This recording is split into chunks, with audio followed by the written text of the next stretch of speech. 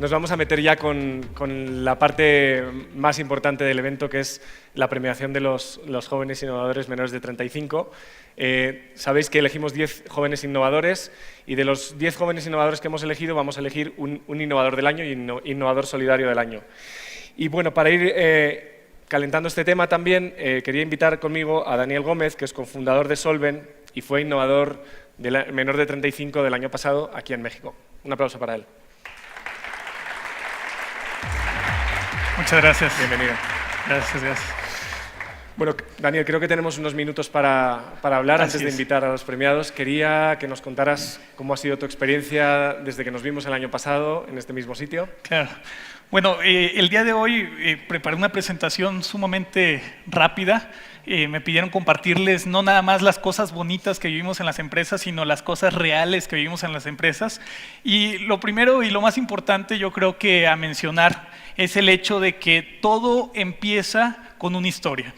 Mi historia como emprendedor empieza no realmente en una clase de emprendimiento, sino cuando yo era bastante pequeño. Y una de las grandes preguntas que siempre me hacían era, seguramente tus padres son empresarios. Y la verdad es que mis padres no son empresarios. Mis padres, por un lado, mi papá es contador y mi mamá es ama de casa.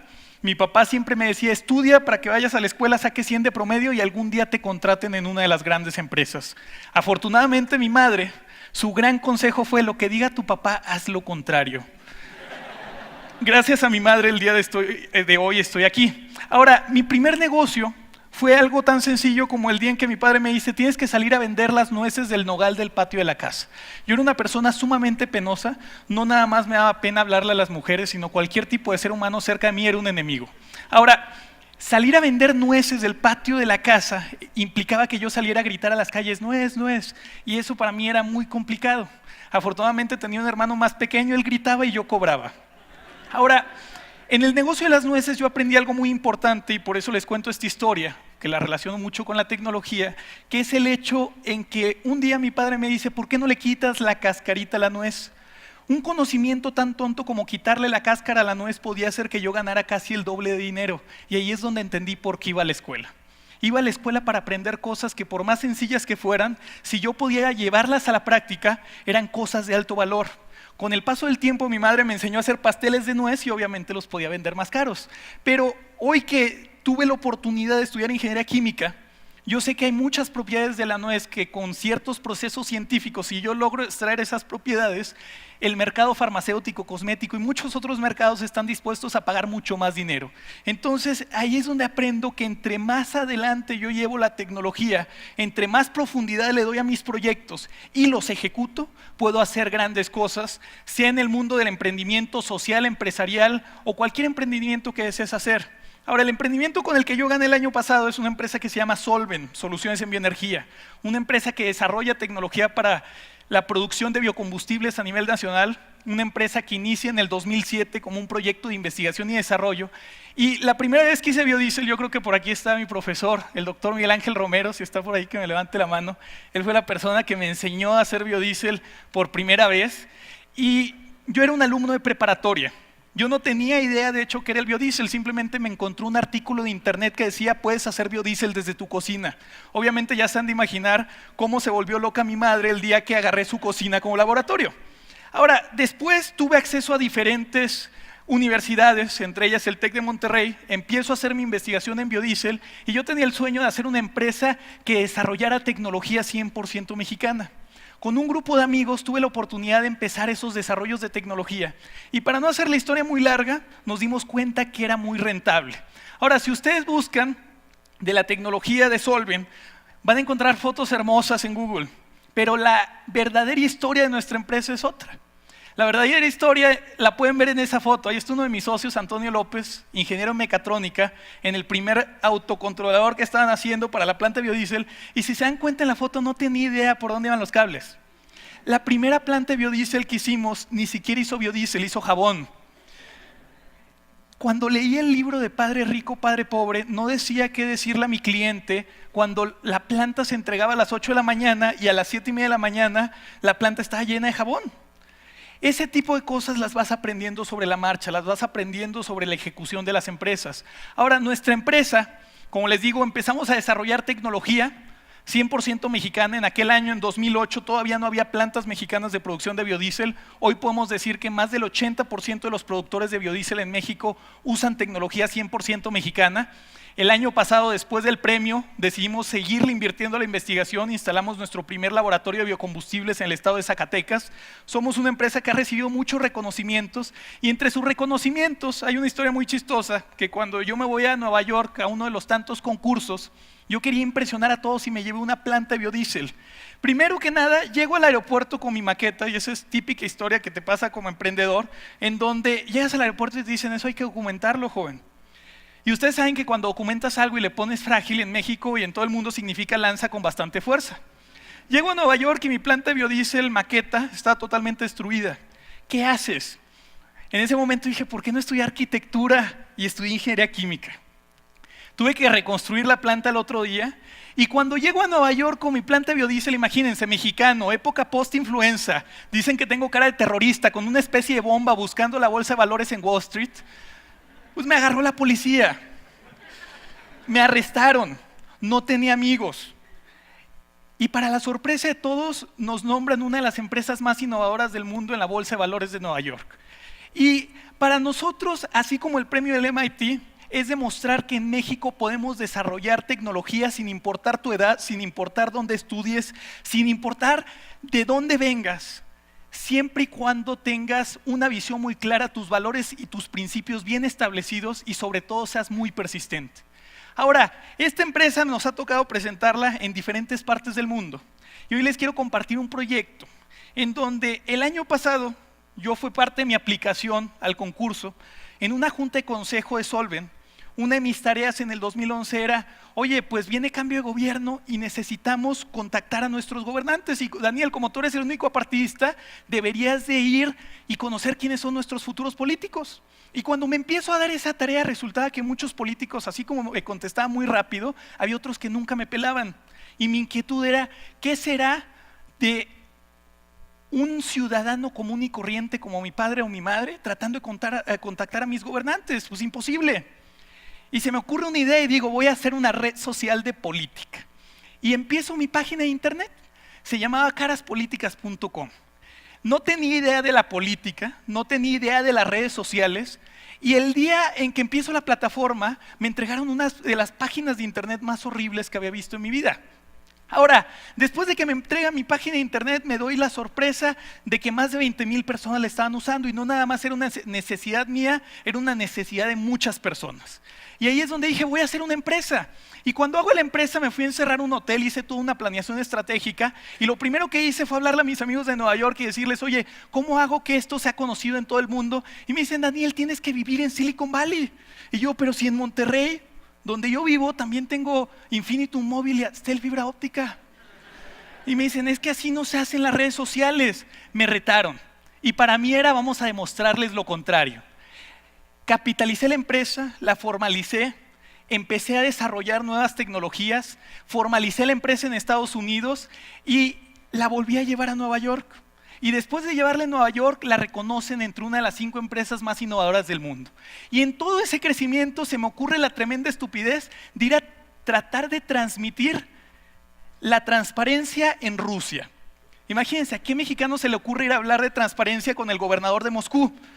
Obviamente se acercaron conmigo y me dijeron, te vas a meter en un problema con tu embajada y te vamos a meter al bote. Y yo dije, no por segunda vez, ya me metieron al bote en Nueva York, ¿no?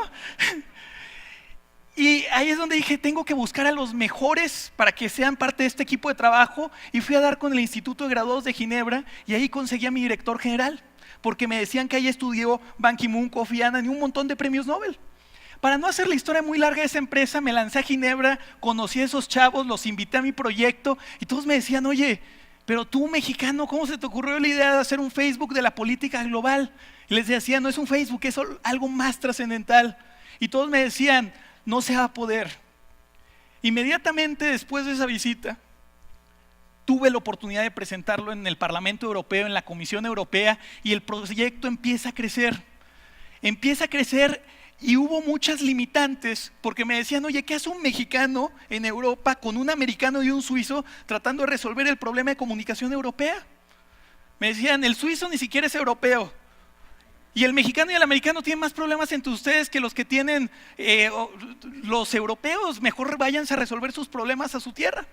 Total, para no hacer la historia muy larga, hoy GoFaces es una empresa que tiene operaciones en 17 países de Europa, 147 colaboradores. Es una empresa que está creciendo sumamente rápido en el ámbito de las redes sociales, revolucionando la participación ciudadana y la política a nivel internacional. Y todo inició de una idea por error. Y así es como nacen los grandes emprendimientos. Lo más interesante es que hace 2 semanas el presidente del Banco Mundial hablaba de transparencia en Washington y ya hablaban y hacían referencia a una plataforma que había sido creada en México y que había sido impulsada alrededor de diferentes partes del mundo y que con esa persistencia, nuevamente, si no me jaló en México, no jaló en Estados Unidos, no jaló en España, no jaló en Rusia, no me jaló en Venezuela, pues me voy a Suiza, trato de estructurarla allá y ahora estamos regresando eso a todos esos países en donde no jaló en su momento. Entonces, gracias a toda esa persistencia, esos valores y al entender que no eres el mejor, sino conoces a los mejores, los proyectos se pueden llevar a la realidad. Ahora, ¿qué es a lo que me dedico hoy en día? Hoy en día Solvent tiene un excelente director general, GoFaces tiene un excelente director general también, y yo me encontraba que en el tema del emprendimiento hay muchos jóvenes que dicen que la primera limitante del emprendedor es la falta de financiamiento. Y el año pasado dije, bueno, vamos a demostrarle lo contrario. ¿Por qué no hago un fondo de capital? Pero un fondo de capital diferente. No quiero que sea un venture capital, no quiero ser ángel inversionista. Y creé una empresa que se llama Gomsan. Y a partir del diciembre del año pasado, los 5, casi 6 meses que han transcurrido hasta ahorita, hemos hecho 4 inversiones en empresas que están trabajando en tecnología disruptiva en diferentes sectores. Tratamos de empoderarlas y entendí que hay mucho potencial en México para ser empoderado y llevar todos esos proyectos a nivel mundial. Así que mi recomendación a todos esos innovadores, todos aquellos de ustedes que tengan proyectos es, cuando piensen en su proyecto, no se queden con esa visión global. Este tipo de organizaciones como MTech, como el MIT Technology Review, a nosotros nos han dado ese respaldo para demostrar que como mexicanos podemos ir al mundo a poner en alto el nombre de nuestro país y a generar cambios estructurales y disruptivos en diferentes sectores. Y 2 conclusiones a las que llegaría, porque ya se me acabó el tiempo. Siempre he querido contratar a ese niño para que trabaje en Solvent. Afortunadamente, gracias al Photoshop ya medio me lo contrataron. Son 2 conclusiones principales. La primera es, para ser un líder hay que ser creador de líderes, no de seguidores. Hay que empoderar a las personas que están a nuestro alrededor. Hay que tener gente proactiva a nuestro alrededor, no gente que esté esperando a que le deleguen. Ese es el tipo de liderazgo que tienen que estar buscando. Y la segunda gran conclusión a la que puedo llegar es, ¿qué es lo que queremos nosotros como mexicanos? ¿Queremos ser ese mexicano que siempre está criticando nuestros sistemas, tanto políticos, económicos, sociales? ¿O queremos ser un mexicano proactivo que esté buscando una verdadera política de cambio, un verdadero país en donde la gente que vive en nuestra extrema pobreza pueda saber y tener esa certeza de que México sí tiene un lugar para vivir mejor, en donde nuestros campesinos no tengan que ir a Estados Unidos en busca de mejores oportunidades? Yo creo que es el momento en que ustedes como innovadores, como emprendedores, como líderes, tienen que empezar a trabajar por sus propios sueños, ya que de no trabajar por tu propio sueño, muy probablemente no es que no vas a trabajar, simplemente estarás trabajando por el sueño de alguien más. Entonces, trabajemos por nuestros propios sueños y demostremos todo el potencial que tiene nuestro país, porque es mucho. Muchas gracias. Perdón por el tiempo.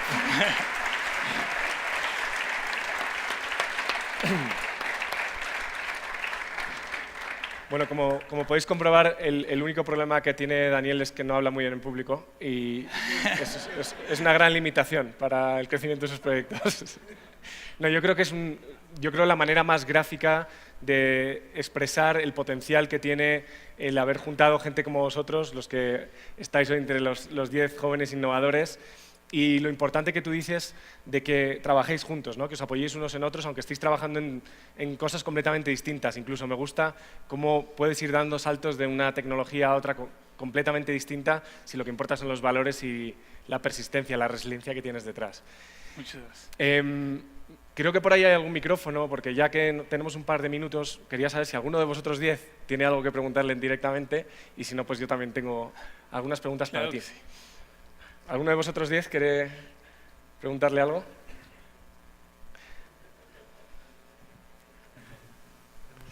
Hola, Daniel, pues felicitarte, ¿no? Es muy emocionante el pitch que has dado ahora y yo creo que emociona a muchísimos de los que estamos aquí. Y pues qué padre que te trajeron para acá, ¿eh? Porque hace falta más gente, ¿no? Como nosotros, creo, todos jóvenes, y que digamos, sí se puede, aquí estamos y lo podemos hacer, ¿no? Te quería preguntar acerca de, ¿todo esto lo hiciste tú solo o ¿quién es ese equipo con el que lo hiciste? Realmente, por ejemplo, en Solven somos 4 los fundadores, es un gran equipo de trabajo que ha estado detrás de todo el proyecto. En GoFaces son más de 24 personas las que me han apoyado al desarrollo de la visión. Obviamente la idea puedes empezar tú solo, empezar con un amigo. Lo importante es entender que no eres el mejor, como lo decía. Tienes que rodearte de las mejores personas y a veces es mejor tener el 1% de una idea que vale muchísimo a tener el 100% de algo que no le quieres compartir a los demás porque crees que te lo van a robar, y simplemente tener el 100% de algo que no tiene el valor absoluto de nada. Entonces, que algo que no vale nada, pues no te conviene. Es mejor compartir, rodearte de gente, empoderarlos y que esa proactividad haga que el proyecto crezca exponencialmente. Gracias. Hay un tema, un síntoma que notamos mucho entre la gente que os hemos nombrado en años anteriores, y es que el tamaño del proyecto que teníais en la cabeza ha cambiado, ¿no?